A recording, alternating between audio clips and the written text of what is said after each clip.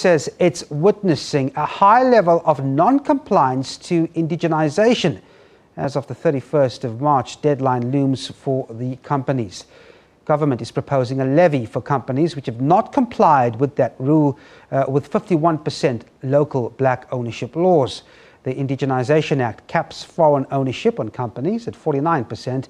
Zimbabwe says the law is important to correct colonial imbalances in the economy. With just 1 month left before the deadline for foreign-owned companies to cede 51% of their shares to local blacks, Zimbabwe says some companies are simply ignoring the legislation. The manufacturing sector has been given leeway to face the implementation of indigenisation, but the reality is that a number of companies are circumventing compliance with indigenisation. There has been rampant non-compliance with indigenisation. And that non-compliance with indigenisation really relates to three issues. Firstly, it relates to the fact that some companies are simply ignoring the legislation.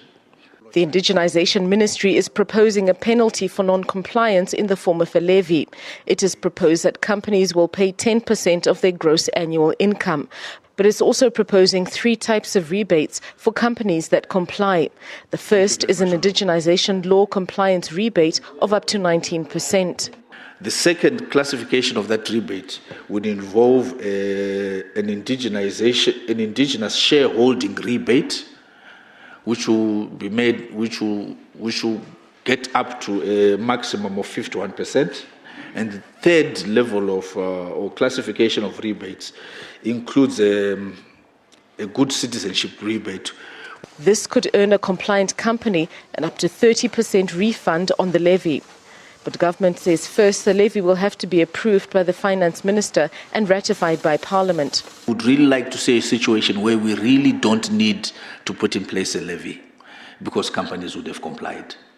So really the rate of the levy and whether or not there will be a levy is really dependent upon companies that are meant to indigenize. The indigenisation law has been in place since 2008, but Zimbabwe has struggled to enforce the law, especially among mining companies. The law applies to all foreign companies with a minimum asset value of at least $500,000 US. Shingai Nyoka, SABC News, Harare, Zimbabwe.